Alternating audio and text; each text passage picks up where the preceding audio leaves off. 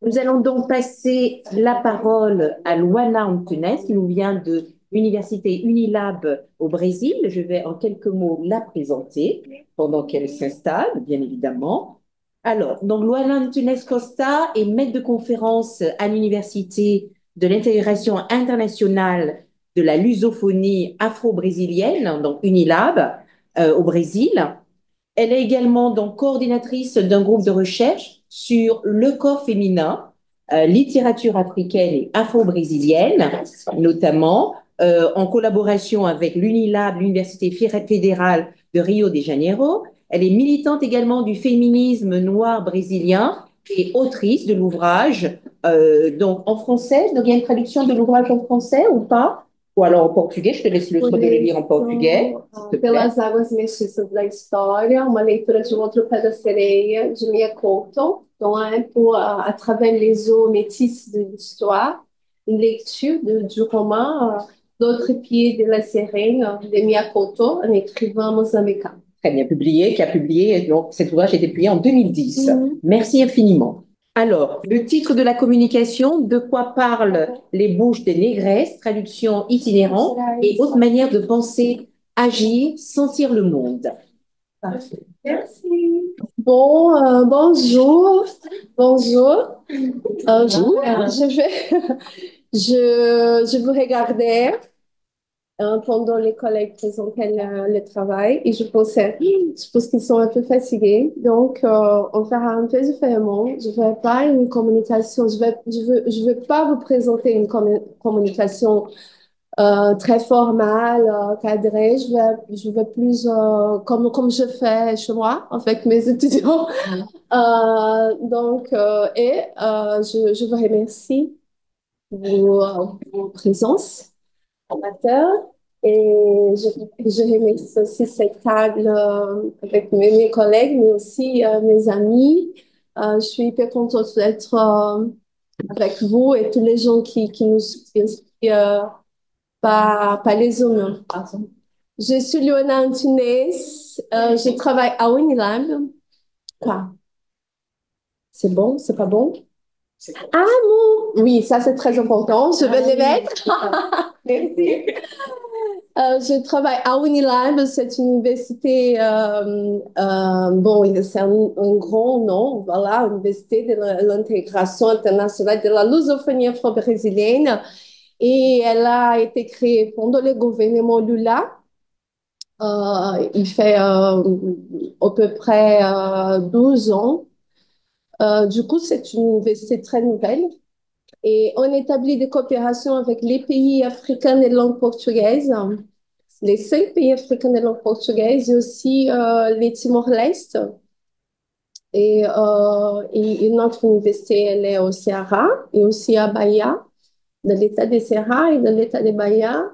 Et du coup, on travaille beaucoup. Bon, les cours des lettres, là-bas, c'est un cours un peu différent qu'on a en général dans toutes les autres universités, parce qu'on travaille beaucoup à partir d'une vision du monde décolonial ou une vision du monde pour la décolonisation. On a un groupe de collègues qui sont très, très engagés aux mouvements sociaux. Et du fait que, à partir de ces moments qui nous, on vient du mouvement social pour travailler à l'université, donc on fait aussi, on pose des questions, on fait aussi des questions sur cette modèle, par exemple, là, comment nos corps, il apprend dans ce type d'espace institutionnel, quels sont les sujets qui nous sommes obligés à étudier et pourquoi, ça vient d'où, quels sont quels étaient les gens qui ont créé nos universités, par exemple, c'est une question. On pose ce type de questions pour essayer de construire ou de déconstruire tout un rôle, une chaîne des pensées qui, dans la plupart de l'Amérique latine, ça vient d'une construction de vision du monde européenne Du coup, il faut poser des questions parce que nous sommes obligés à étudier tous les philosophes grecs, les philosophes européens, qu'on on sache qu'il y a. J'ai toujours des problèmes avec les soviétiques. C'est l'histoire des manières. C'est bon. Mais bon, qu'on on sache que toutes nos populations les peuples originels, ils ont aussi créé de la technologie, ils ont créé des façons de penser, des façons d'autres visions du monde. Et donc, mon texte, c'est un texte, mais enfin, ma communication, c'est un peu une provocation pour qu'on puisse penser, et surtout les filles, nous, les femmes noires, les femmes racisées. C'est une question qui je me pose toujours quand les gens me demandent quelque chose à parler sur l'université. Euh, la question, c'est de quoi parlent les bouches de négresse? On parle de quoi? Nous, quand je suis invitée à la Sorbonne, les gens là-bas, ils veulent savoir quoi à partir de ma bouche. Et donc, il faut penser un peu à notre pouvoir. On a un pouvoir, et le pouvoir, il est là, il est sur nos corps, il est installé dans nos corps. Donc, c'est plus une provocation pour qu'on puisse penser ces domaines de pouvoir où nos corps, ils sont toujours dans une espèce de carrefour. Et ça se passe pas maintenant, c'est toujours, en fait, nous sommes toujours, c'est un héritage, enfin, c'est placé à partir de nos histoires qui traversent beaucoup de violences, mais qui traversent beaucoup des espaces lumineux, de luminosité et des significations. Moi, je suis une traductrice aussi, je suis une danseuse aussi. Je suis une photographe aussi, j'écris des poèmes. Donc, il faut penser aussi à cette construction des intellectuels parce qu'on apprend sur qu'est-ce que ça veut dire l'intellectuel à partir, enfin, en général, des hommes européens blancs qui ont écrit sur les intellectuels. Mais nous, nous sommes aussi des intellectuels. Nos arrière-parents, ils étaient aussi des intellectuels, même s'ils n'étaient pas, s'ils n'ont pas eu l'occasion d'avoir un diplôme à l'université, comme mon papa, par exemple. Et c'est quelqu'un qui a appris avec son papa et comme ça, pendant tous les hommes de la famille, ils ont les talents de construire des maisons, quoi. Ils n'ont jamais eu l'occasion d'entrer dans une université, de faire un cours de construction civile et tout, ingénieur. Mais il y a un savoir, et il y a quelque chose qui est transmis entre les générations. Et donc, il y a là-dedans, comme ma mamie, qui était une sage-femme, qui s'occupait de toute la communauté, à côté de la santé et spirituelle et aussi biologique. Il y a dans cette praxis, dans cette action, un savoir. Donc, est-ce qu'on peut considérer ces gens-là et je vous propose de penser aussi enfin, à les gens de votre famille aussi, des intellectuels, non? Donc, c'est quelque chose que j'ai beaucoup pensé quand j'étais en train de proposer cette communication. Et là, je propose la pensée de Lélia Gonzalez. C'est une anthropologue afro-brésilienne. Elle est décédée aux années 90 et, et tout son travail était une espèce de... Il y a eu un grand silence sur ses travaux. Elle n'était pas du tout étudiée à l'université, même quand j'étais à l'université, je ne connaissais pas du tout Lélia Gonzalez, mais je l'ai connue aux mouvements sociaux. Né? Je commençais à participer du mouvement. Il y a un grand mouvement social de la communauté noire au Brésil. Et vous savez, au Brésil, nous sommes la plupart de la population. Et nous sommes très organisés aussi à partir de... Il y a plusieurs mouvement social de la population noire. Et on dirait qu'il est plus expressif, on dirait, parce il est placé dans plusieurs capitales de tous les États du Brésil. C'est les mouvements, mouvements noirs unifiés qui étaient créés à la fin des années 70. Donc, c'est les plus... Elle est c'est la base. C'est comme la maman aussi du MNU, on dirait. Et c'était une femme exceptionnelle. Elle a eu une trajectoire exceptionnelle à l'université.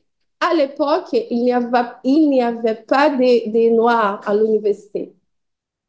C'était hyper rare, hyper rare. Ça qu'on voit ici au Brésil, c'est très, très rare. Par exemple, cette salle, elle est possible dans mon université, à UNILAB, oui, il y a des étudiants noirs, il y a des étudiants amérindiens, il y a même les étudiants, enfin, c'est plus mélangé. Mais dans la plupart des universités brésiliennes, ça commence à voir à partir d'un programme institutionnel du gouvernement Lula pour qui euh, pour que les quotas, les programmes de quotas, les actions affirmatives pour la population afro-brésilienne et la population amérindienne, les ethnies, ça commence à être, à être, comment on dit ça, installé dans l'université comme un programme politique national ça, on a un grand parcours encore, une grande trajectoire à faire pour qu'il soit plus équilibré l'accès à l'université pour tous les gens, pour toute la population. Mais du coup, Lélia Gonzalez, elle a écrit un texte très important. D'ailleurs, il y a cette traduction en français, vous pourrez la trouver sur la catégorie politico-culturelle de l'américanité, comme une tentative de regarder les dialogues, les réseaux créés entre nous, entre les sociétés des Amériques, surtout des Amériques. Et là, je pense que pour elle, c'était aussi une façon de proposer une définition d'un type très particulier, c'est les racismes au Brésil, comment se passe les racismes au Brésil, comme un mécanisme qui passe partout, enfin, c'est à la base de toutes les relations. Donc, c'est pour ça qu'on parle beaucoup. En général, les gens me demandent toujours, ah, mais pourquoi vous parlez beaucoup du racisme au Brésil? Mais parce que c'est les phénomènes qui traversent toutes les relations, toutes les relations, toutes les relations. Même les faits, quand je tombe amoureuse de quelqu'un, il y a les racismes là-dedans. Parce que l'idée sur la beauté, l'idée sur un corps bien, qui est bien pour moi, ça fait partie d'un imaginaire qu'on a pris depuis que nous sommes tout petits, soit à la maison, soit à l'école. Donc, on peut parler sur ça après. Mais c'est pour ça que c'est important le fait qu'il y a eu des femmes et des femmes noires aussi, qui ont pensé, qui ont proposé des visions, des analyses ou des visions du monde sur nos sociétés. Non? Donc, elle propose les concepts d'africanité comme une façon de parler sur les racismes qu'elle a toujours au niveau du langage. Donc, elle dit, quant à nous, les Noirs, comment pouvons-nous attendre une conscience effective de nous-mêmes en tant que descendants d'Africains si nous restons prisonnières, captifs d'un langage raciste? C'est pourquoi, en opposition au thème sous-mentionné, et là, il y a comme chocolat, café au lait, il y avait beaucoup de termes qu'on utilisait au Brésil, et je suis aujourd'hui un peu moins, toujours un peu moins. Mais grâce à tout, grâce à l'élégance des ODS, Mais il y avait toujours des petits mots pour dire nous ne sommes pas noirs, nous sommes une autre chose, comme chocolat. Ah, quel est je suis chocolat. Mais non, c'est ça qu'elle dit. Hein. Et c'est pourquoi, en opposition au thème submentionné, je propose celui d'Américain pour désigner tous ceux d'entre nous. Il a cette idée géographe, cette idée, bon, l'Amérique, cet autre territoire qu'elle voit. Bien sûr, c'est un territoire imaginaire, mais pas tellement, parce que quand on voyage, on voit, nous, les gens des colères, nous, les Noirs, quand on voyage, nous, les Amérindiens, quand on voyage, on voit que l'Amérique, elle existe. Elle existe, ce territoire. Ça fait que quand je rentre ici, les gens me parlent en français, ils ne pensent pas qu'elle est brésilienne. Ils parlent avec moi. Quand je suis en Martinique, comment les gens me regardent? Ils me parlent le créole. Quand je suis à Paris, que les gens me parlent en malgache aussi, parce que les gens, malgache, c'est une langue de Madagascar, parce que les gens voient dans mon corps, ils identifient quelques racines qui sont de là-bas. Donc, l'Amérique, ce système qu'elle voit, ce territoire, il est possible, mais elle est possible pour nous, à nous. Ça fait quelque chose on se rencontre dans cet espace géographique. Non, on partage aussi des vécus. Une chose, moi j'adore quand je suis à Paris, par exemple, dans les métros. Et toujours quand une femme noire entre, elle me fait un petit sourire. Ça, c'est quelque chose qui c'est pas un vécu d'une femme blanche. C'est pas, parce que c'est comme ça partout en fait. Nous, on se rencontre, on se regarde. Il y a quelque chose qu'on partage, d'une expérience en commun. N'importe, même on ne sait pas les noms. Naturel. Donc, c'est ça la Méfrica. Ce système ethno-géographique de référence, c'est une création de notre part et de nos ancêtres sur le continent où nous vivons. Et de nos ancêtres, ça c'est important. Inspiré par des modèles africains, mais c'est intéressant parce qu'elle est là, elle ne fait pas l'exclusion de nos ancêtres aussi, parce qu'elle pense à partir du Brésil, de nos ancêtres amérindiens. Donc, la question, les territoires, l'américanité, elle voit toujours comme une construction partagée entre nos ancêtres qui sont venus, enfin, qui sont trafiqués, qui sont déportés à partir de l'Afrique, mais aussi nos ancêtres qui étaient sur les territoires américains et qui, donc, on a de partage en commun. Voilà. Et là, tu parlais tout à l'heure de la masque.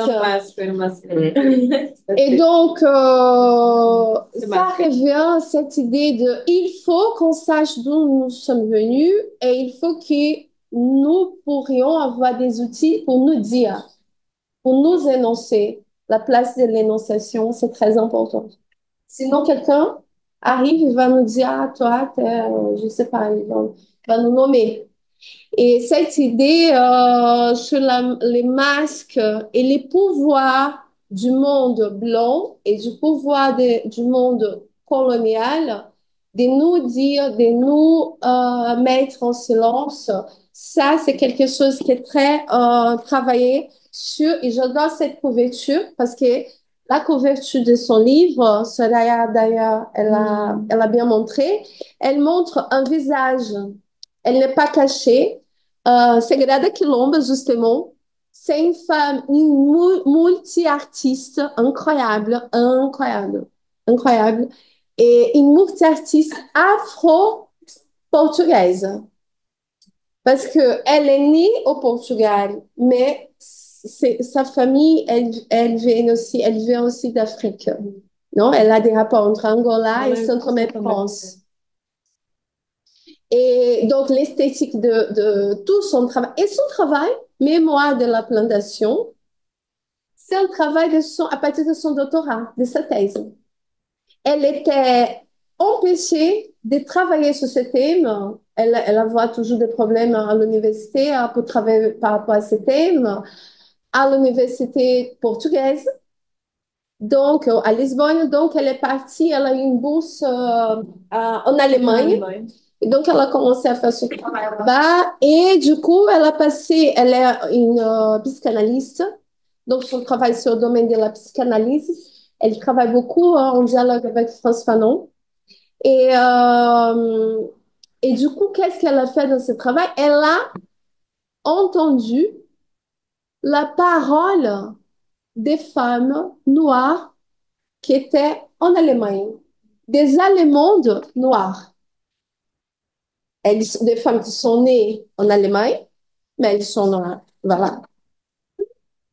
Et là, oui, il y a. Ouais. Donc, elle commence à entendre qu'est-ce qu'elles racontent sur leur vie. Et là, elle voit que les stratégies, la machine du racisme est toujours présente. Et son travail, c'est très intéressant. Je suis sûre que on se trouve quand nous, les femmes noires, je fais beaucoup de séminaires sur ces livres à Unilab, et mes étudiantes de tous les pays, les 5 pays africains, elles se trouvent dans les récits. C'est très intéressant. Il y a quelque chose là qui nous touche, ah, moi, j'ai déjà vécu ça. C'est très intéressant. Les vidéos, non, je vais passer vite. Ah, moi, je parle beaucoup, c'est toujours. Vas-y encore. Voilà. Je vais juste vous montrer le travail de Rosana Paulino, qui c'est une multi-artiste aussi, très réputée. Maintenant, elle expose au MoMA aux États-Unis. Elle est un peu partout en ce moment et je vais montrer son travail. Elle a fait en 2017, elle a créé une exposition Atlantique Rouge. Et si vous voyez, elle reprend des photos qui étaient utilisées pour les pseudo-scientistes pour baser les théories du racialisme au 19e siècle. Elle reprend ces photos. Là, ce sont des tissus. Là, c'est une photo, mais ce sont des grandes installations, un tissu. Et elle écrit, là, c'est tout brodé. Il y a des lignes comme des sangs qui coulent, mais enfin, ce sont des lignes rouges qu'elle met. Ils sont très grands. Là, si vous voyez, il a l'idée du navire. Et toujours les négatifs des photos, regardez. Toujours les négatifs, c'est les négatifs des photos des archives coloniaux. OK? Et des trous, les vides sur les visages. Surtout des femmes, toujours des femmes et des enfants. Là, on voit les vides aussi sur les images des femmes je vais montrer les œuvres, je pense que c'est plus intéressant.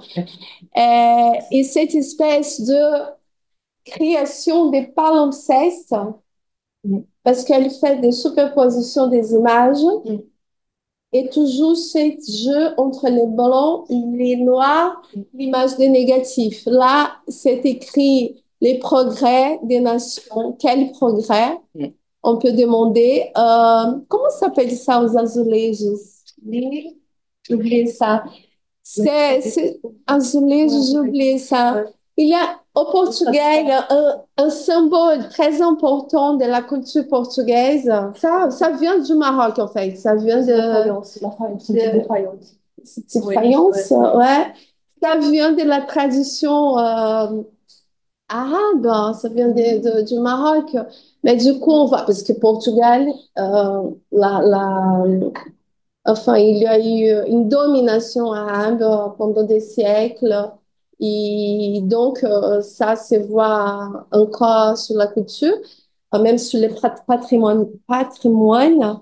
Et là, si vous voyez, il y a des chiens qui chassent en animaux. Voilà, il y a des chiens. Ce sont des images qui figurent sur les azulejos, c'est sur les murs des maisons en général au Portugal. Il y a plein de ce type de structures. Et les vides et des femmes, voilà, toujours cette question.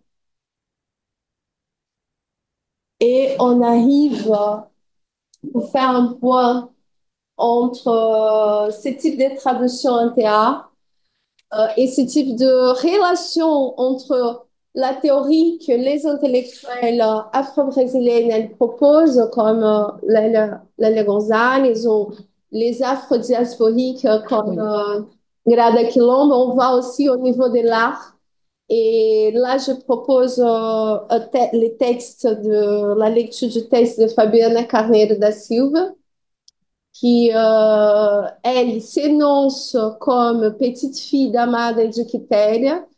Fabiana est la fille de Lourdes et la mère d'Imani de Ieté, potière de la parole corps. Elle a hérité de ses aînés afro-indigènes et nordestinas, ça veut dire les femmes de la région du nord-est du Brésil. Lincinho de la Marche, née à São Paulo en 1985, elle est rentrée à Bahia et vit aujourd'hui à Paraíba. Femme entre frontières et en mouvement contre-hégémonique, elle est critique littéraire enseignante à l'Université fédérale de Paraíba. Fabienne, ela a publié son livre Casa Cheia, Maison Pleine, Pleine Maison, Maison Pleine. Et c'est un ouvrage, un livre de poèmes. Mais quand elle m'a envoyé ça, elle est mon amie. Et c'est très important ça. Parce que nous, on doit créer des espaces de sécurité pour nous. Et c'est pas moi qui dis ça, c'est toujours les mouvements noirs de femmes. Et il y a Patricia Hill Collins, une grande activiste, militante, mais aussi une grande penseuse des travaux et de tout qu'on a fait comme femmes noires sur les Amériques. Elle parle quelle est l'importance pour la communauté noire ou les communautés noires d'avoir ce type de travail entre nous, partagé entre nous et des créations partagées, surtout des créations. Parce que ce sont des créations qu'on partage. Et j'ai essayé,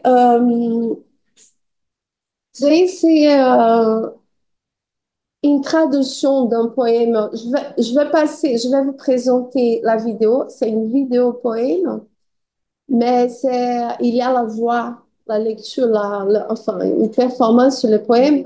Mais pour qu'il soit un peu plus, enfin, clair, je pensais à, je pensais à vous montrer cette traduction que je viens de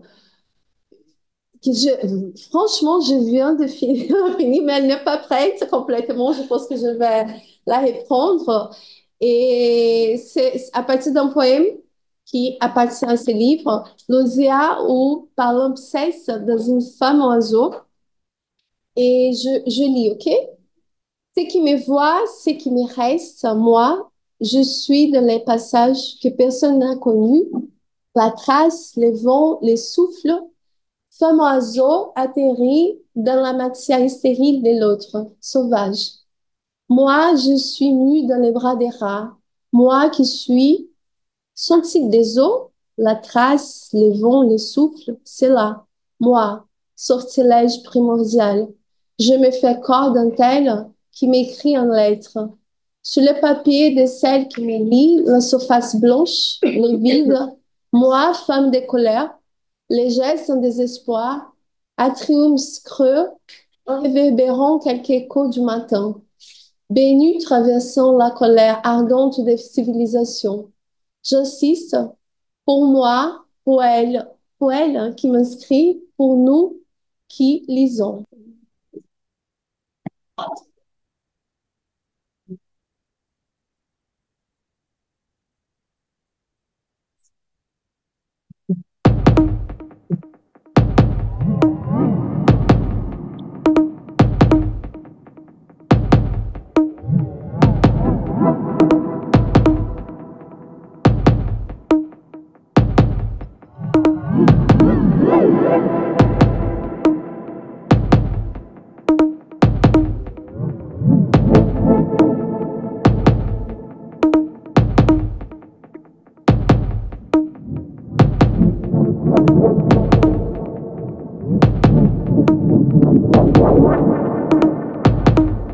viver me resta, sou. Na travessia que ninguém soube, rastro, vento, sopro. Mulher pássaro, aterrada na infértil matéria desse outro, selvagem. Nua nos braços de Ra, eu que me sou, são ossos? Rastro, vento, sopro, isso, eu, feitiço primordial, faço-me corpo nessa que me escreve feito letra.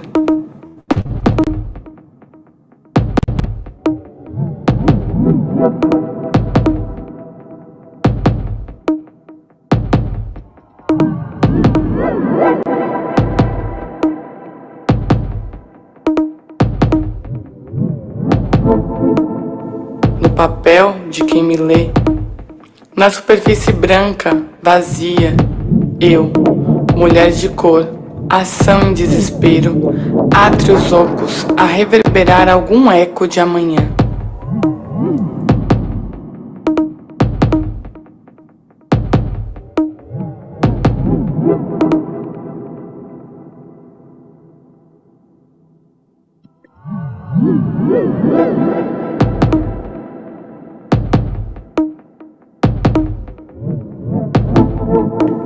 Benu, atravessando a cólera ardente das civilizações.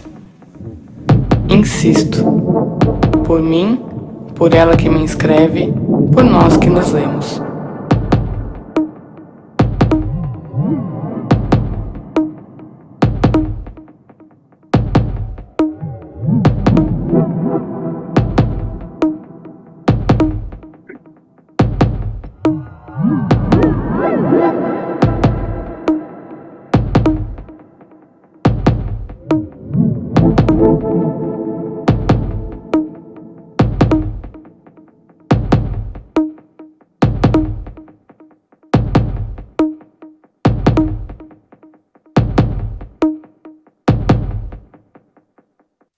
Bon, pour finir ce premier moment avec vous, je voudrais juste répondre après sur les deux, on dirait les deux bases, les deux symboles qui vont construire cette espèce de chaîne de suppléments qui Fabiana elle va proposer dans sa vidéo poème et après d'abord dans son texte, après dans les vidéos poèmes.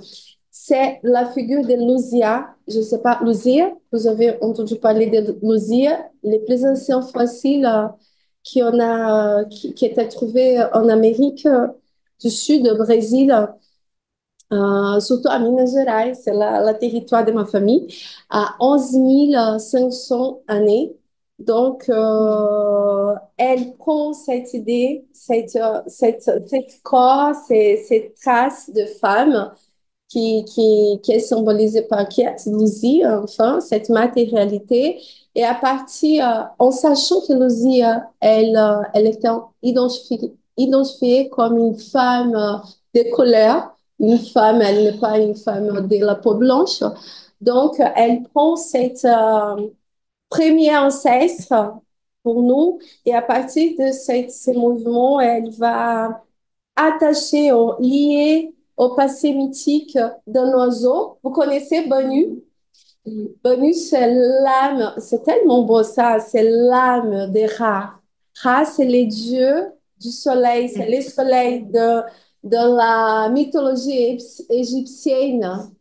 Donc Fabienne, elle reprend les mythes de Ra, mais aussi, surtout, de son âme. C'est une espèce de phénix. L'histoire des mythes, c'est hyper beau de Bunny. Et donc, elle répond et elle se transforme. On voit cette métamorphose. Mais surtout, ce que je trouve le plus important, c'est pas à la fin que la métamorphose, elle va nous montrer qu'est-ce que ça va donner à la fin, mais le parcours, en fait. Et surtout, cette réseau et cette idée de supplément, cette idée de palimpseste, que c'est quelque chose aussi qui nous oblige à revenir les yeux au Égypte. Et voilà, Et voilà, je vous remercie pour votre attention et votre écoute. Merci.